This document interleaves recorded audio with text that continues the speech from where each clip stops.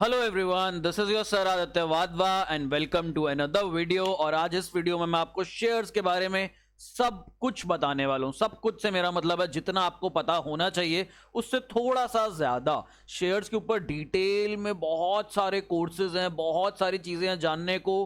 कोई भी ऐसा इंसान नहीं है जिसको सब कुछ डिटेल में एक एक चीज पता हो शेयर्स के बारे में।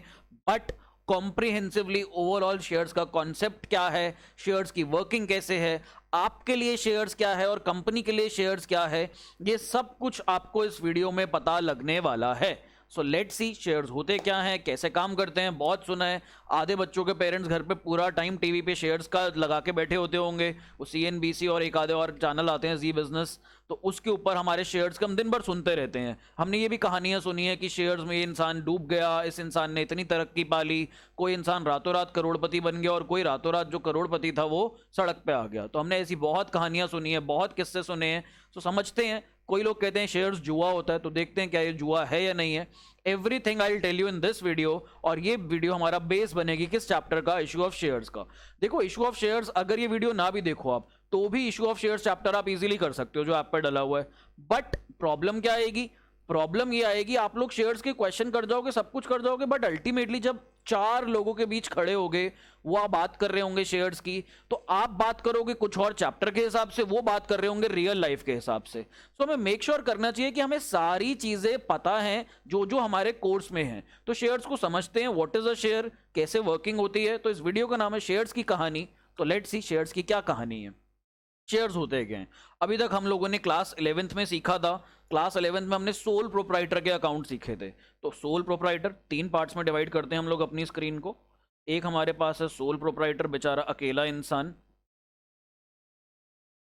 Sole proprietor. यहां पर फिर हमारे पास आया था पार्टनरशिप बुक 1 में। फिर हमारे पास एक और चीज आ जाती है कंपनी। तो मोटा माटी जो हमारे बिजनेसेस हैं इन तीन फॉर्म्स में होते हैं ज्यादातर। इसके अलावा भी कई सारी फॉर्म्स होती हैं, limited liability partnership, limited liability company, one person company, बहुत सारी ऐसी चीजें होती हैं। देखो, अगर इंडिया को जीतने के लिए 10-15 रन चाहिए, तो यहां पर ना आप 1% पे भी डिपेंडेंट हो सकते हो। आप कहोगे कोई बात नहीं यार, ये 1% है, 10-15 रन जीतने के लिए चाहिए, बना देगी टीम इंडिया, कोई दिक्कत नहीं है ऐसा। फिर पार्टनरशिप की बात करें, कई बार कहते हैं कि अब इंडिया को जीतने के लिए एक पार्टनरशिप बहुत जरूरी है। तो वो पार्टनरशिप किसी की भी हो सकती है, कोई भी दो अच्छे बैट्समैन जो हमारे पास हो। एंड में कई बार होते हैं ना, हम कह रहे होते हैं यार ये पार्टनरशिप टूट गई ना तो अगला बॉलर आएगा बैटिंग करने, और वो जब बॉलर आएगा ना तो पार्टनरशिप बन नहीं पाएगी, हार जाएंगे मैच। तो वहां पर हम लोग डिपेंडेंट होते हैं पार्टनरशिप के ऊपर, जहां पर 15-20 रन नहीं चाहिए, जहां पर अभी हमें 70-80 रन चाहिए जीतने के लिए। फिर बात होती है कंपनी, टीम चाहिए पूरी। 350 रन का टारगेट है, सारी टीम को ढंग से खेलना पड़ेगा, सारी टीम को ध्यान देना पड़ेगा। जो बॉलर्स हैं उनको भी बैट्समैन को सपोर्ट करना पड़ेगा, स्ट्रैटेजी बनानी पड़ेगी। तो यहां पर कहने का क्या मतलब है, अगर कैपिटल कम चाहिए, अगर रन कम चाहिए, तो हम किसके थ्रू काम कर सकते हैं? हम यहां पर सोल प्रोप्राइटर के थ्रू काम कर सकते हैं। जैसे कि हमारे पास केमिस्ट शॉप्स होती हैं, केमिस्ट शॉप्स, हमारे पास रेस्टोरेंट्स होते हैं, राशन शॉप्स होती हैं। आपके घर के आसपास जो भी ग्रोसरी स्टोर्स हैं, जितनी भी ये सारी शॉप्स हैं, ग्रोसरी शॉप्स, कई सारी ऐसी चीज़ें होती हैं जहां पर सोल प्रोप्राइटरशिप से काम चल जाता है, क्योंकि यहां पर कम पैसा चाहिए होता है। एक इंसान आएगा, पैसा लेकर के लगाएगा और उस पैसे से काम चल जाएगा, बिजनेस चल जाएगा, दुकान चल जाएगी, तो कोई दिक्कत नहीं होती। Sole proprietorship is very easy. Class 11 में जो फाइनल अकाउंट्स वाला चैप्टर पढ़ते थे वो यही होता था। आगे बढ़ते हैं पार्टनरशिप।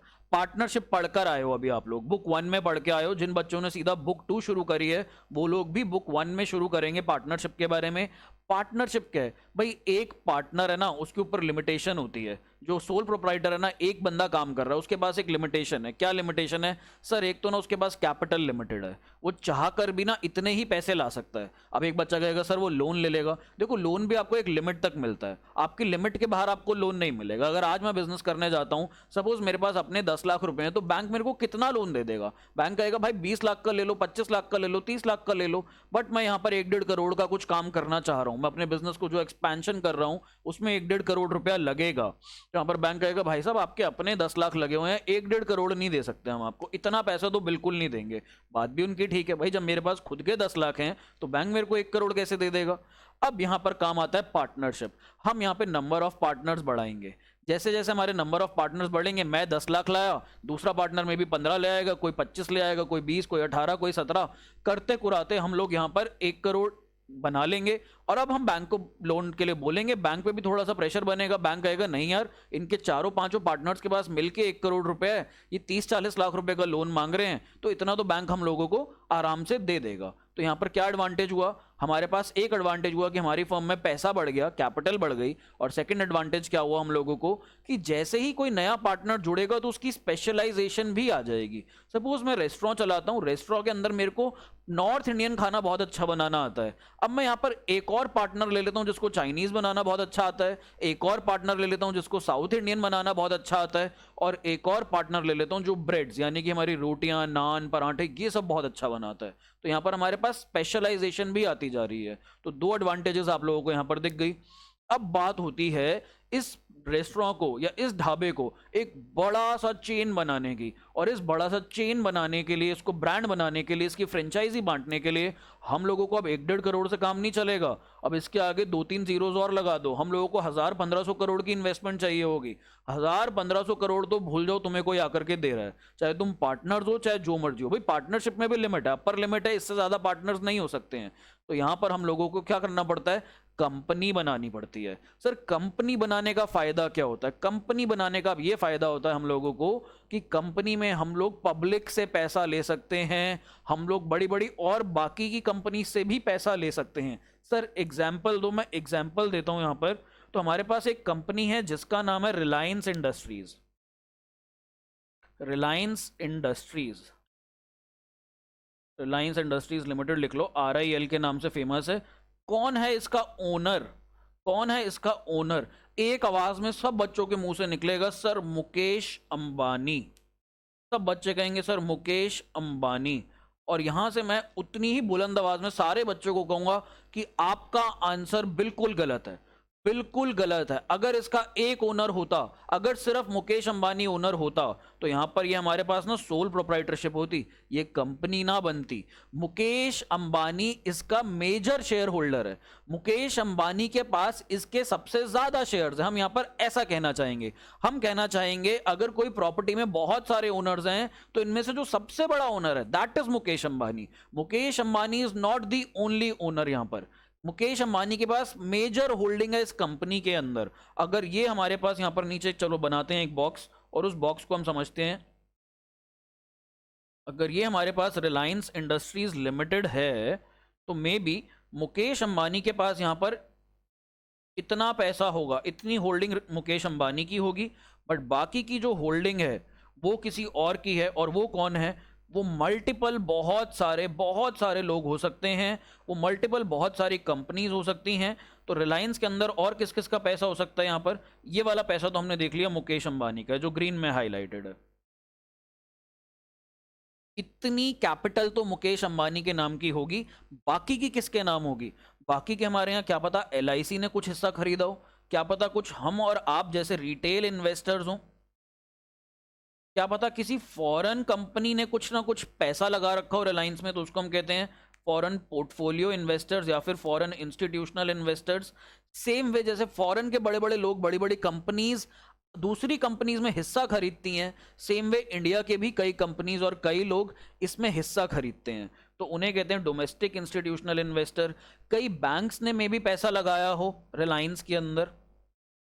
तो यहां पर हम लोगों को एक चीज समझ आ गई कि जो बड़ी कंपनी होती है, कभी भी किसी कंपनी का कोई एक ओनर नहीं होता, मेजर शेयर होल्डर होता है या मेजर ओनर होता है, पूरी कंपनी उसको बिलोंग नहीं करती है। अगर आज रिलायंस इंडस्ट्रीज लिमिटेड बिक जाती है, कंपनी मार्केट में जाती है, सेल होती है, तो सारा पैसा मुकेश अंबानी को नहीं मिलेगा। मुकेश अंबानी जितने हिस्से का हकदार है उसको उतना मिलेगा, बाकी का पैसा दूसरे लोगों को मिलेगा।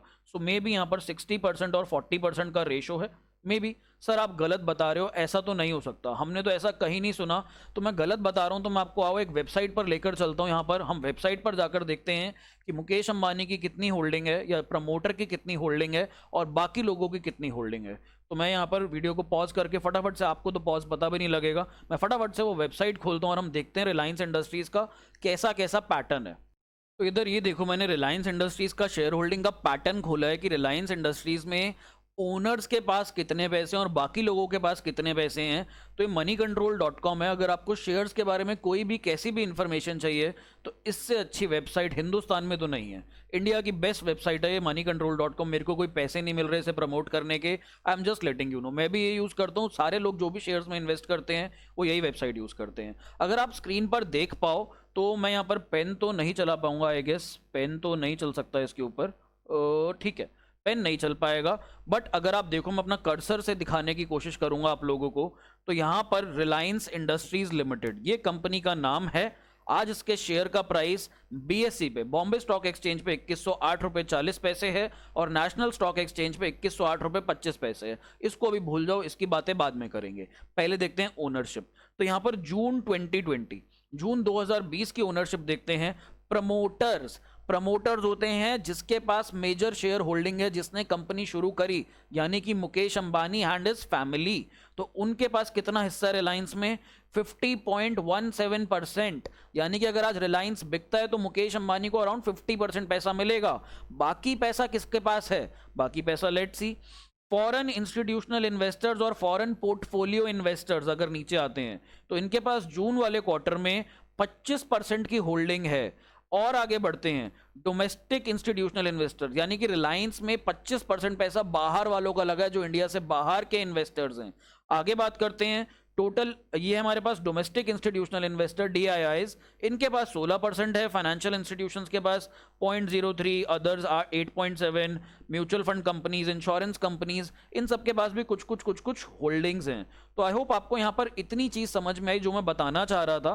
तो अब इसको चेंज कर लेते हैं। हमें पता लग गया यहाँ पर रिलायंस के पास जो है, जो मुकेश अंबानी के पास है, दैट इज 50.17% और बाकी का 49.83% ये है दूसरे लोगों के पास इसकी ओनरशिप। तो अब यहाँ पर फायदा क्या होता है? यहाँ पर ये फायदा होता है जब आपको बहुत सारा पैसा चाहिए तो आप अलग अलग लोगों से मार्केट में जाकर के मांग सकते हो। वो पैसा कैसे मांगा जाता है देखते हैं। पैसा दो तरीकों से मांगा जा सकता है बेटा।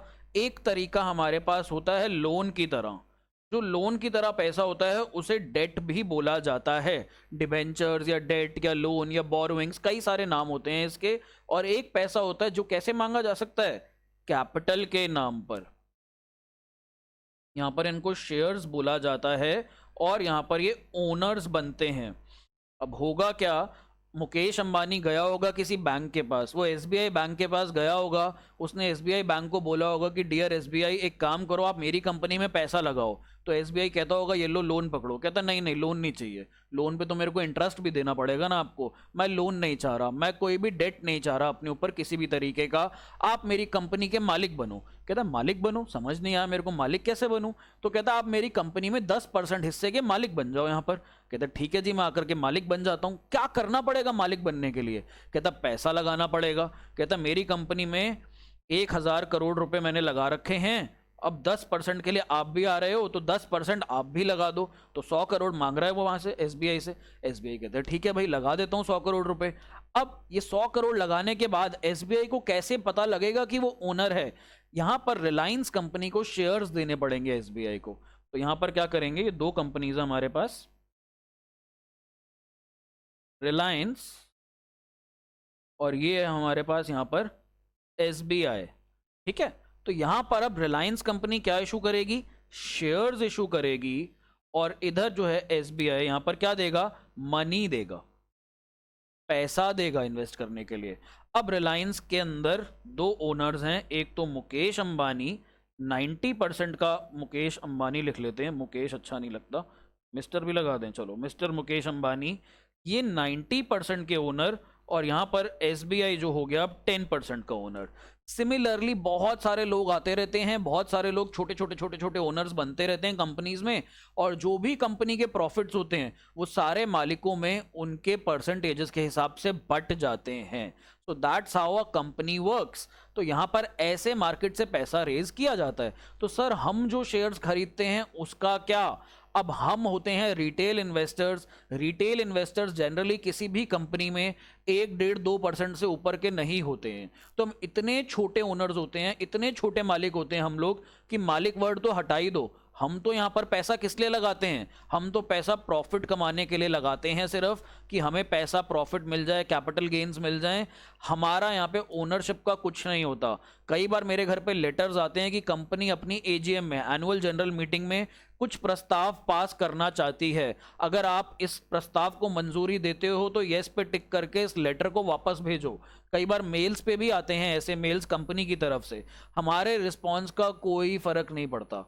1 से 2% लोग अगर नहीं भी रिस्पॉन्ड करेंगे तो कंपनी का डिसीजन नहीं रुक जाएगा, फैसला नहीं रुक जाएगा। यहाँ पर जो भी मेजॉरिटी शेयर होल्डर्स हैं उनका फैसला माना जाएगा इधर। तो ये आप लोग आगे जाके कॉर्पोरेट लॉ में पढ़ोगे जब आगे जाओगे, या कुछ बच्चे जो सीएस करना चाहते हैं, कंपनी सेक्रेटरी, उसके अंदर भी यही सारी चीज़ें होती हैं। डायरेक्टर्स, प्रमोटर्स, कितने % वोट चाहिए, कौन सा डायरेक्टर, इंडिपेंडेंट डायरेक्टर, ये सब काफ़ी सारी चीज़ें होती हैं। तो अगर आप कॉर्पोरेट कंपनी सेक्रेटरी के लिए इंटरेस्टेड हैं, सीएस करना चाहते हैं, तो सीएस में ये सब होता है आप लोगों के पास। अब बात करते हैं सर हम जो खरीदते हैं शेयर्स, हमारे पास तो कभी भी रिलायंस चल के नहीं आएगा। तो बेटा होता क्या है, जब हमें शेयर्स खरीदने होते हैं तो हमारे पास 2 तरीके की मार्केट्स होती हैं। एक मार्केट होती है हमारे पास प्राइमरी मार्केट, और एक मार्केट होती है हमारे पास सेकेंडरी मार्केट। सर क्या ये मार्केट ऐसी होती है जैसे हमारे घर के पास एक मार्केट और घर से थोड़ी सी दूर दूसरी मार्केट? ऐसा नहीं होता। देखो, जब भी पहली बार शेयर मार्केट में उतरता है, पहली बार कोई कंपनी कहती है कि हम मार्केट में लोगों से, बैंक से, म्यूचुअल फंड से पैसा लेने जा रहे हैं पब्लिकली, तो उसमें हम लोग प्राइमरी मार्केट में जाते हैं। तो प्राइमरी मार्केट में कब एंट्री होती है? पहली बार। पहली बार जब मार्केट में जाते हैं तब। अब सर पहली बार कैसे, कुछ एग्जांपल दो। देखो, रिलायंस कभी ना कभी तो मार्केट में आया होगा। जितने भी शेयर्स आज आपके पेरेंट्स या आप लोग टीवी पे देख रहे हो, सीएनबीसी पे, जी बिजनेस पे, एनडीटीवी प्रॉफिट पे, वहां पर जो भी नीचे शेयर्स चल रहे हैं, शेयर्स के प्राइसेस चल रहे हैं, ये शेयर कभी तो लॉन्च हुए होंगे। ऐसा तो नहीं है सीधा आ गए होंगे मार्केट में, नहीं। तो इनका लॉन्च होना होता है, और जब ये पहली बार मार्केट में लॉन्च होते हैं उसको बोला जाता है इनिशियल पब्लिक। ये एमसीक्यू में आ सकता है आपके पास, और ये आपके पास बिजनेस स्टडीज में भी आधे से ज्यादा बच्चों को ये चीज पता है। तो इनिशियल पब्लिक ऑफर, शॉर्ट में इसको आईपीओ बोला जाता है। तो कई कंपनीज हैं जो टाइम टू टाइम अपने आईपीओ लॉन्च करती रहती हैं। जैसे आज किसी कंपनी को बड़ा बनना है, कोई कंपनी चाहती है हम हजारों करोड़ रुपए चाहते हैं मार्केट से, हम एक्सपेंशन करना चाह रहे हैं, तो हम अपना आईपीओ लॉन्च करेंगे। पहली बार हम लोग जनता से, पब्लिक से, सारे लोगों से पैसा जुटाएंगे, मांगेंगे, उनसे पैसा लेंगे, बदले में उनको शेयर्स देंगे। शेयर्स देने का मतलब होता है ओनरशिप। उनको हम लोग ओनरशिप देंगे अपनी कंपनी में।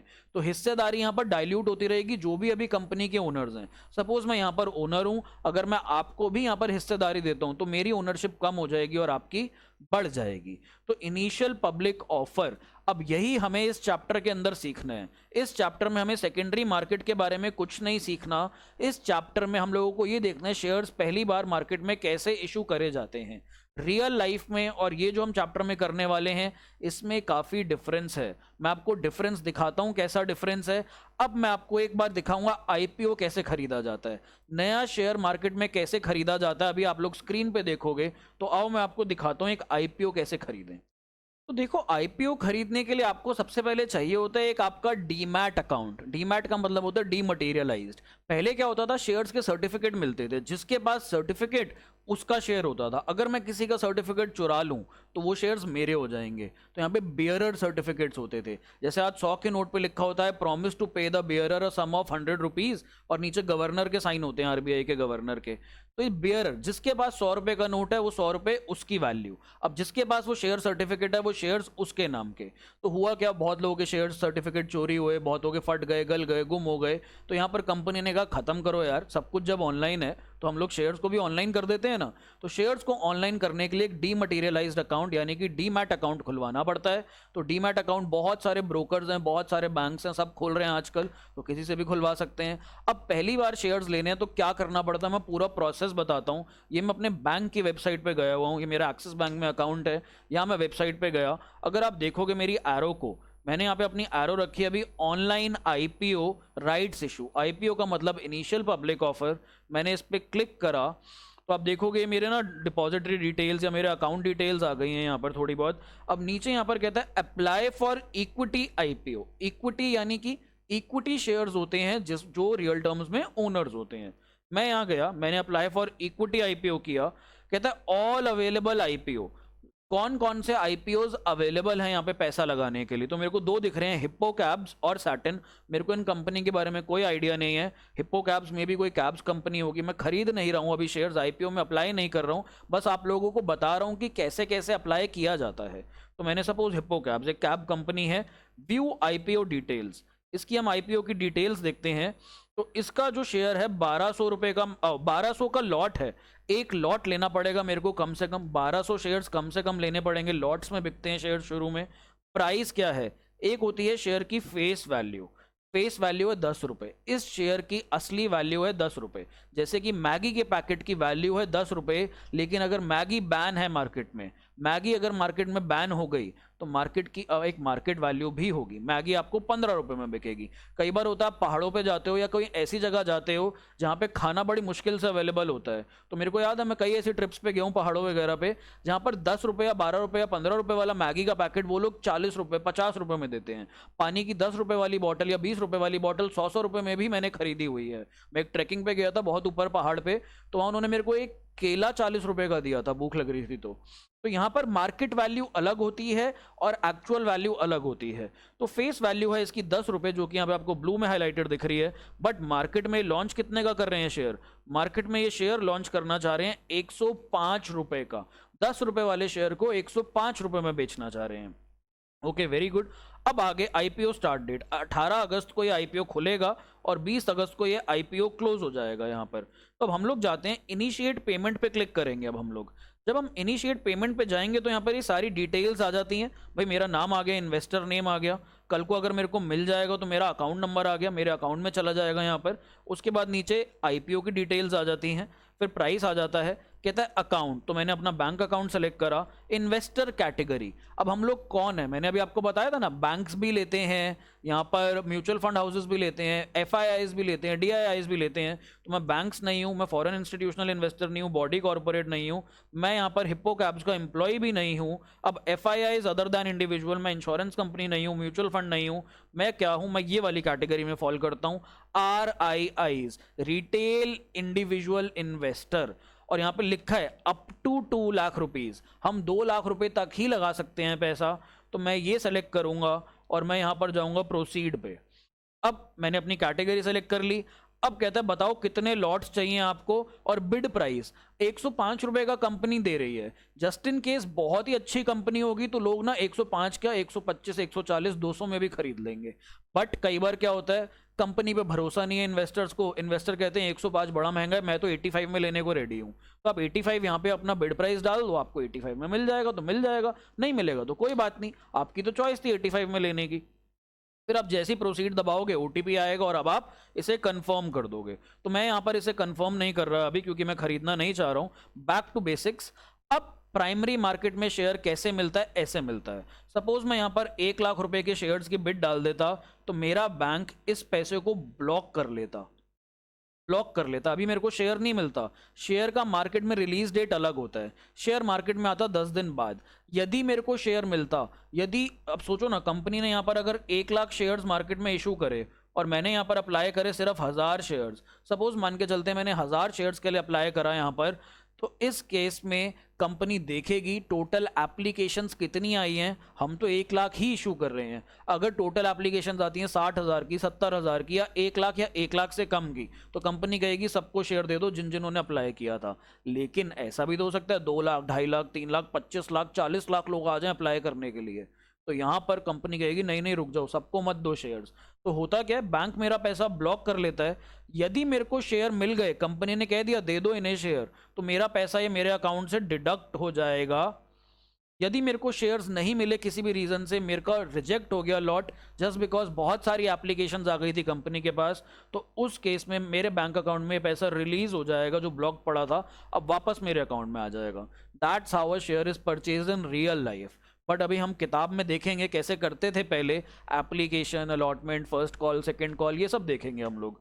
और इधर सेकेंडरी मार्केट क्या होती है सर? प्राइमरी मार्केट तो समझ गए, जैसे ही शेयर जिस दिन लॉन्च होता है, जिस सेकंड लॉन्च होता है, उस सेकंड पे ये शेयर कहाँ जाता है? यहाँ पर सेकेंडरी मार्केट में आ जाता है। ये जो अब चल रहे हैं ना यहाँ पर, ये देखो, अब ये जितने भी हमारे शेयर्स चल रहे हैं, इधर मैं आपको दिखाता हूँ।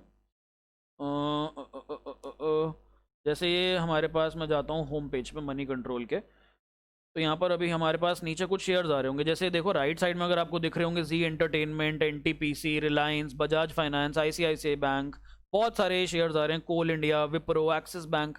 तो ये क्या होता है, जैसे ही शेयर्स हमारे पास मार्केट में लॉन्च हो गए, वैसे ही वो सेकेंडरी मार्केट में आ जाते हैं। अब कैसे शेयर्स खरीदते और बेचते हैं?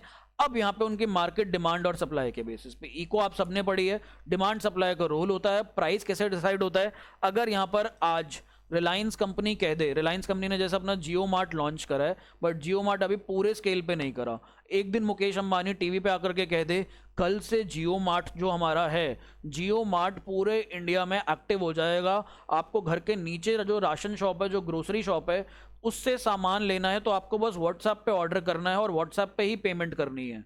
तो यहाँ पर क्या होगा, अगले दिन रिलायंस का शेयर बढ़ जाएगा, बिकॉज डिमांड बहुत ज़्यादा बढ़ जाएगी। तो यहाँ पर डिमांड बढ़ेगी तो प्राइस बढ़ जाएगा। तो ये सारा कुछ सेकेंडरी मार्केट में होता है। तो हमारे पास अब हम लोगों को पता लग गया, एक शेयर की होती है फेस वैल्यू और एक होती है उसकी मार्केट वैल्यू। कुछ कुछ कंपनीज में, जो भी अच्छी कंपनीज हैं, बड़ी कंपनीज हैं, फेस वैल्यू शेयर की मे भी होगी 50 रुपये और मार्केट वैल्यू मे भी यहाँ पर होगी 20,000 रुपये। फर्क होता है, इतना ज़्यादा फर्क होता है, मैं आपको बता रहा हूँ, रियल लाइफ में, रियल टर्म्स में कई बार ऐसा फर्क आ जाता है।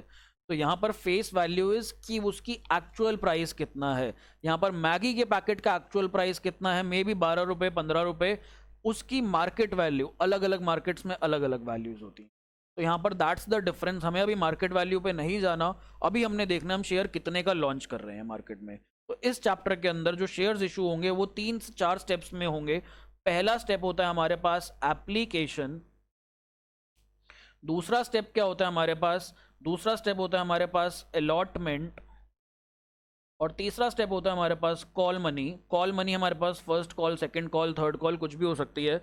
सपोज यहाँ पे 20 रुपीज़ का शेयर है, तो बोला जाएगा कि भाई 5 रुपये एप्लीकेशन पे ले लो, 5 रुपये अलॉटमेंट पे ले लो और 10 रुपये यहाँ पर कॉल मनी पे मंगवा लेना। टुकड़ों में पैसा मंगवाया जाता है, एक एक, डेढ़ डेढ़, दो दो महीने बाद। पहले ऐसा होता था, अभी आपका कोर्स चेंज होगा ये थोड़ा सा। तो एप्लीकेशन, अलॉटमेंट और कॉल मनी, इन 3 हिस्सों में पैसा मंगवाया, और यहाँ पे जो शेयर होल्डर होता है उसको भी शांति होती है, वो कहता है कि चल 2-2, 3-3 महीने में कुछ कुछ कुछ कुछ पैसा देना है, दे देंगे। तो हमें इस चैप्टर में इससे डील करना है। 20 रुपये का शेयर, कई बार कंपनी कहेगी मैं 22 रुपये में इशू करना चाहती हूँ, 2 रुपये प्रीमियम चार्ज करूंगी अपने शेयर होल्डर्स से। तो यहाँ पर हम लोग प्रीमियम का कैसे एडजस्टमेंट करना है? कई बार क्या होगा, पैसा मिल जाएगा एप्लीकेशन का, पैसा मिल जाएगा अलॉटमेंट का, बट शेयर होल्डर ये पैसा नहीं दे पाएगा। तो उस केस में क्या करें? अब शेयर तो मार्केट में जाना ही है, हमें तो पूरे 20 रुपये चाहिए थे यहाँ पर, इसने तो हमें 10 रुपये देकर बीच में कहीं का नहीं छोड़ा, हम 20 रुपये ले ही नहीं पाए। तो इन शेयर्स को कई बार करा जाता है री इशू। री इशू कई बार हम लोग डिस्काउंट पे करते हैं, हम कहते हैं भाई 20 में से 10 रुपये तो आ ही गए, 10 रुपये मार्केट में और चाहिए ना, एक काम करो, नए शेयर होल्डर को 20 रुपये वाला शेयर 18 में दे दो, 17 में दे दो। तो ये कई सारे केसेस आएंगे, इनकी जर्नल एंट्रीज करनी है सिर्फ, बट ये जर्नल एंट्रीज भी धमाकेदार हैं, अच्छा चैप्टर है ये। अब एक और छोटी सी कहानी बता देता हूँ सर। कंपनी जब सामान बेचती है, प्रॉफिट होता है, वो प्रॉफिट कैसे कैसे डिस्ट्रीब्यूट किया जाता है, क्या फ़र्क होता है शेयर होल्डर और डिबेंचर होल्डर में, कैसे इन दोनों के अंदर डिफरेंसेस आते हैं। तो लेट्स सी, हम इन दोनों में पहले फ़र्क समझते हैं, शेयर्स और डिबेंचर्स। शेयर्स में हमारे पास 2 कैटेगरीज होती हैं, इक्विटी शेयर्स होते हैं हमारे पास, और हमारे पास यहाँ पर प्रेफरेंस शेयर्स होते हैं। और तीसरे हमारे पास डिबेंचर होते हैं। तो 3 लोग आ गए हमारे पास, 1 2 3। इनमें फ़र्क क्या क्या होता है? देखो, डिबेंचर्स के ऊपर होता है फिक्स रेट। डिबेंचर होल्डर्स जो होते हैं सबसे कम रिस्की होते हैं, लेस रिस्की। जितना कम रिस्क उतना कम रिटर्न, लेस रिटर्न। कैसे? डिबेंचर होल्डर्स को बोला जाता है आप हमारी कंपनी के डिबेंचर लो, हमें पैसा दो, शेयर्स की तरह ही है। बट डिबेंचर होल्डर्स को बहुत क्लियर बोला जाता है कि आपको फिक्स रिटर्न मिलेगा 10% पर एनम और मे बी 9% पर एनम। तो इनको ये पता है यार हमारा ना पैसा तो डूबना ही नहीं है, साथ में हमारे को जो फिक्स रिटर्न इतनी इनकम तो आनी ही आनी है, 9% 10% आनी है। ये शांत रहते हैं, ये कहते हैं भाई पैसा पूरा का पूरा वापस आएगा, कुछ ना कुछ रिटर्न आएगा, हम ये बेट लेकर के खुश हैं, हम यहां पर पैसा लगा लेंगे। अगला आता है, अब बोला जाता है प्रेफरेंस शेयर्स को। प्रेफरेंस शेयर्स जो होते हैं इनके अंदर होता है मॉडरेट रिस्क, मॉडरेट रिस्क, और साथ में यहां पर हमारे पास होता है मॉडरेट रिटर्न। रिस्क भी मॉडरेट और रिटर्न भी मॉडरेट, भाई बीच बीच का रिस्क होता है। अब यहां पर क्या बोला जाता है प्रेफरेंस शेयर्स को? इनको बोला जाता है आपको मिलेगा फिक्स रिटर्न 12% पर एनम के हिसाब से आपको दिया जाएगा। तो यानी कि इनसे तो ज्यादा ही दिया जाता है, इनसे तो ज्यादा ही दिया जाता है डिबेंचर होल्डर से। इनका क्या होता है? इनको बोला जाता है यदि कंपनी ने प्रॉफिट कमाया, यदि कंपनी ने प्रॉफिट कमाया तो डिबेंचर होल्डर्स को पैसा देने के बाद जो भी पैसा बचेगा पहले आपको दिया जाएगा। तो यहां पर हम लोग प्रेफरेंस शेयर वालों को पैसा देंगे, बट अगर नहीं हुआ प्रॉफिट हमारे पास या नहीं बचा पैसा आपको देने के लिए तो आपको कुछ नहीं मिलेगा। तो यहां पर इनका गारंटीड इंटरेस्ट है, इनको गारंटीड इंटरेस्ट मिलेगा यहां पर। बट प्रेफरेंस शेयर वालों को क्या? 0% से 12%, यानी कि अगर पैसा बचा तब तो आपको 12% दे देंगे, बट अगर पैसा नहीं हुआ हमारे पास, बाय चांस लॉस हो गया या पैसा नहीं बच रहा, तो आपको कुछ भी पैसा नहीं मिलेगा। तो इन लोगों को ये होता है कि चलो प्रेफरेंस शेयर्स ले लेते हैं, फायदा हुआ तो भाई 12% मिलेगा, ये डिबेंचर वाले से तो बहुत ज्यादा मिलेगा मेरे को। बट अगर नुकसान हुआ कंपनी को, कंपनी को इस क्वार्टर में या इस साल में लॉस हो जाता है, तो कंपनी यहाँ पे भैया कुछ पैसा नहीं देगी। तो यहाँ पर इन बेचारों के पास होता है मॉडरेट रिस्क मॉडरेट रिटर्न। फिर बारी आती है इक्विटी शेयर्स वालों की। इक्विटी शेयर्स तो मालिक हैं, मालिक को क्या मिलता है? बचा कुचा सारे खर्चे खुर्चे निकाल के सबको पैसा लौटा के डिबेंचर वालों को देने के बाद, प्रेफरेंस वालों को देने के बाद जो भी पैसा बचा वो मालिकों का। अब मालिकों के पास होता है यहाँ पर unlimited risk unlimited return, unlimited risk unlimited return. तो इनका क्या है? स्वर्ग लोग और पाताल लोक। भाई अगर बहुत सारा पैसा मिल गया, बहुत सारा प्रॉफिट कमा लिया साल भर में कंपनी ने, तो वो सारा किसको जाएगा? वो सारा का सारा इक्विटी शेयर होल्डर्स को जाएगा। Sky is the limit, unlimited returns मिल सकते हैं। लेकिन अगर उस साल में लॉस हो गया तो लॉस भी किसको बेयर करना पड़ेगा? मालिक आप ही हो, आप ही को बेयर करना पड़ेगा। तो जो भी इक्विटी शेयर होल्डर होता है, पाताल लोक नीचे से नीचे भी जा सकता है, भस्म भी हो सकता है, या फिर स्वर्ग लोक। यहाँ पे मैं मरने की बात नहीं कर रहा, बट मैं फायदे नुकसान बता रहा हूँ। तो यहाँ पर इक्विटी शेयर होल्डर्स के पास भी बहुत ज़्यादा रिस्क होता है। अब जो पैसा प्रॉफिट बचा कुचा दिया जाता है तो इनको तो मिलता है इंटरेस्ट, डिबेंचर होल्डर्स को दिया जाता है इंटरेस्ट, और हमारे पास जो शेयर होल्डर्स होते हैं, शेयर होल्डर्स को बोलते हैं डिविडेंड। इनको जो देते हैं पैसा उसे बोला जाता है डिविडेंड। तो हमारे पास दो चीज़ें होती हैं। अब मैं आपको एक टेबल बना करके दिखा रहा हूँ, ये टेबल देखते हैं, ये टेबल समझते हैं। तो हमारे पास सबसे पहले क्या होता है? किसी भी कंपनी में सामान बिकता है, सेल्स होती है, सेल्स में से जो लागत पड़ी, हम लोगों को जो जितने का सामान पड़ा, हम कॉस्ट माइनस करते हैं। यहाँ पे कॉस्ट माइनस करने के बाद हमारे पास क्या आता है? प्रॉफिट। हम लोगों ने सीखा था, तो sales minus cost is profit. इस प्रॉफिट को आप मान के चल लो आपने सारे खर्चे सारे एक्सपेंसेस माइनस कर दिए, except for depreciation and amortisation. तो इसको बोला जाता है ईबिडा। इसकी फुल फॉर्म लिख लो, earnings before interest comma tax and depreciation and amortisation, depreciation and amortisation. तो हमारे पास ये जो अर्निंग्स आ रही है, प्रॉफिट होता है ये बेसिकली, इसको अर्निंग्स बोला जाता है, पीबीआईटी डीए भी लिख सकते हो आप लोग। Profit before interest tax depreciation and amortisation. इसमें से सबसे पहले हम लोग अपने नॉन कैश एक्सपेंसेस माइनस करेंगे, which is depreciation and amortisation.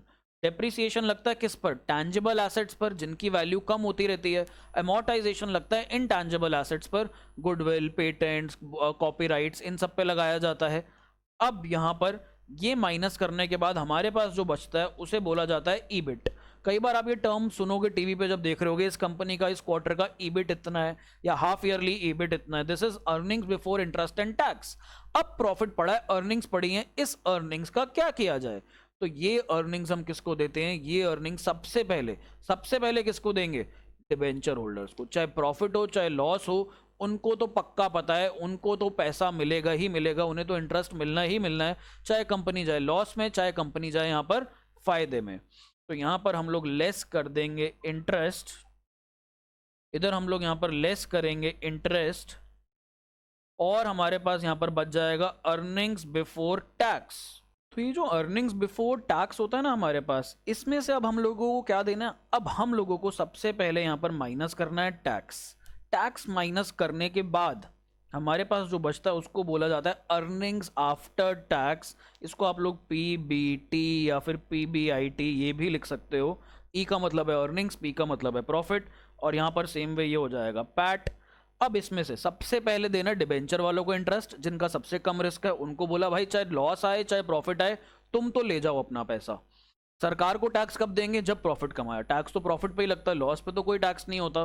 तो सरकार को भी टैक्स प्रॉफिट की सिचुएशन में देंगे। फिर मान लेते हैं दोबारा से कुछ प्रॉफिट बच गया टैक्स देने के बाद भी, तो अब यहाँ पर प्रेफरेंस डिविडेंड वालों को, हमने प्रेफरेंस शेयर्स वालों को प्रेफरेंस डिविडेंड देना है। तो प्रेफरेंस डिविडेंड कब मिलेगा? जब कंपनी के पास प्रॉफिट होगा। प्रॉफिट नहीं होगा यहाँ पर तो नहीं मिलेगा। तो यहाँ पर प्रेफरेंस डिविडेंड वाला कहेगा कोई बात नहीं, मेरा पैसा कम नहीं हुआ, मेरा पैसा उतना का उतना ही है, तो मॉडरेट रिस्क पे है। या तो बढ़ जाएगा, बढ़ेगा भी लिमिट तक, घट जाएगा, घटेगा भी लिमिट तक, कोई यहाँ पे उसके पास ज्यादा रिस्क नहीं है। तो सपोज हम यहाँ पर उसको प्रेफरेंस डिविडेंड दे देते हैं। प्रेफरेंस डिविडेंड देने के बाद जो बचता है that is known as earnings available for equity. Earnings available for equity. अब ये सारा का सारा माल किसका है? ये सारा का सारा पैसा किसका है? ये सारा का सारा पैसा बेटा आप सबको पता है किसका है? इक्विटी शेयर होल्डर्स का। तो इसको हम डिवाइड करते हैं नंबर ऑफ इक्विटी शेयर से, इसको हम डिवाइड करते हैं नंबर ऑफ इक्विटी शेयर्स से। ये मैंने जो लाइन बनाई है डिवीजन की लाइन है, और इसको बोला जाता है अर्निंग्स पर शेयर। अर्निंग्स, ईपीएस, अर्निंग्स पर शेयर इसको बोला जाता है। एंड ये कमाई होती है यहाँ पर हमारे पास इक्विटी वालों की। देखो यहाँ पर इंटरेस्ट डिबेंचर वालों को मिला, ये है हमारे पास लिमिटेड, एक लिमिटेड पैसा मिलेगा। फिर प्रेफरेंस डिविडेंड, ये भी लिमिटेड है, preference dividend this is also limited. But ये जो अर्निंग्स है इक्विटी शेयर होल्डर्स के पास, this is unlimited. This is unlimited, कितना भी हो सकता है। क्या पता प्रॉफिट बचे, क्या पता ना बचे। बचेगा तो सारा ले जाओ, कोई लिमिट नहीं है। नहीं बचता, नुकसान है तो आप ही को बियर करना पड़ेगा, because you are the real owners of the company. तो that's all about equity shares, debentures, या जो भी ये शेयर्स की जो कहानी थी, जो कि primary market, secondary market, IPO कैसे खरीदा जाता है, कैसे इशू किया जाता था। पहले जैसे इशू किया जाता था वही हमें इस चैप्टर में पढ़ना है। Prime application, allotment, call money, इसके अंदर हमारे पास फोरफीचर आएगा, री इशू आएगा, कई सारे केसेस आएंगे। तो all in all this is a comprehensive story about shares. अब हम लोग नेक्स्ट वीडियो के अंदर स्ट्रिक्टली अपने बुक के हिसाब से क्वेश्चंस करेंगे। So that's all in this video. I will see you in the next one. जिन्होंने ऐप डाउनलोड नहीं किया, ऐप डाउनलोड करो, कोर्सेज खरीदो, चैप्टर्स खरीदो। Thank you so much for staying connected. I will see you in the next one. Bye bye, take care.